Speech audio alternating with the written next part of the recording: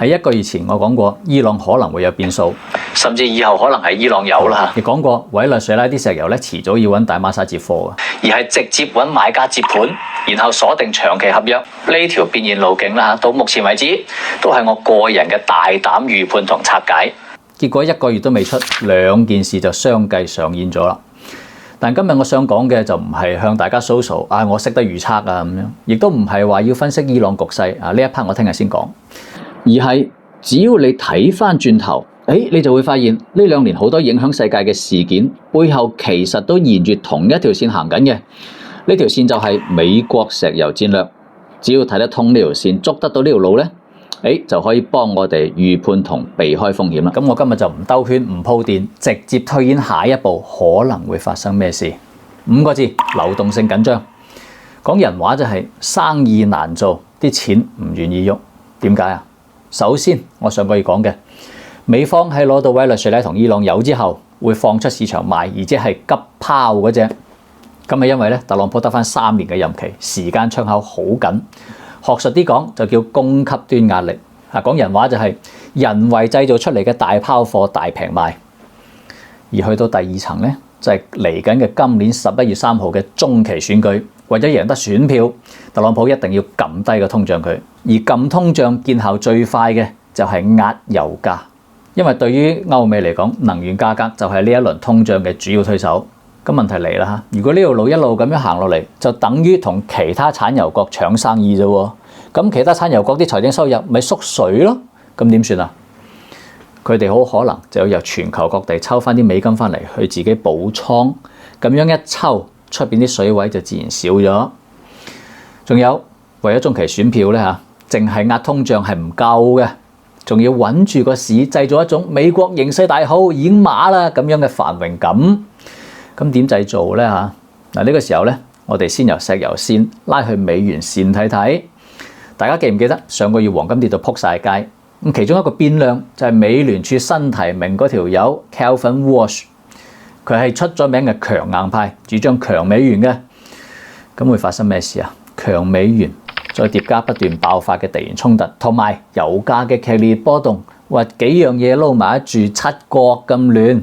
啲風投同埋銀行就會即刻變晒縮頭烏龜㗎啦，即係風險偏好收縮，全世界啲錢又會走翻去美元資產度避險，咁樣美國嘅股債兩市就有錢撐住啦，表面上就可以暫時維持嗰種歌舞升平嘅景象啦。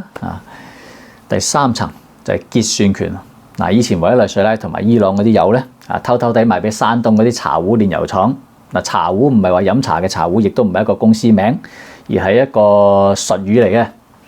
大家私底下交收，好多咧都唔係用美金結算嘅。咁但係而家美方介入，要改寫規則啦。你原本咧仲可以走後門嘅，但係而家咧佢要你全部行翻晒喺正門嚟入門，而且咧只收美金，dollar only。好啦，呢條規則一改，出邊啲美金就更加緊水啦。所以如果我哋一路跟住美國嘅戰略企圖嚟推演嘅話咧，你就會發現，無論係石油抑或係美元，背後其實嘅目的只有一個利益，即係揾錢。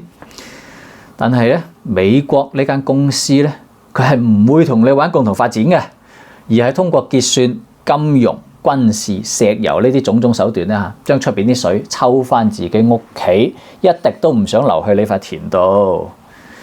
咁好啦，既然咧嚇，我哋推演到流動性緊張，亦都推演到收水，咁經濟會點行啊？第一，會洗牌。以前淨係靠借錢擴張淨係靠規模制勝嗰啲虛肥嘅生意咧，會經歷一波洗牌，而剩低落嚟嘅一係就有話語權嘅頭部龍頭，一係就輕裝上陣有技術門檻嗰啲特種兵企業。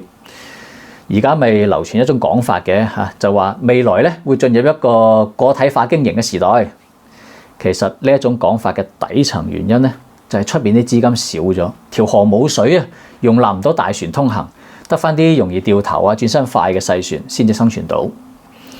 第二，大家唔好再幻想美聯儲會咁好死，進入降息週期啦，向全世界釋放流動性啦，派糖去救你喎。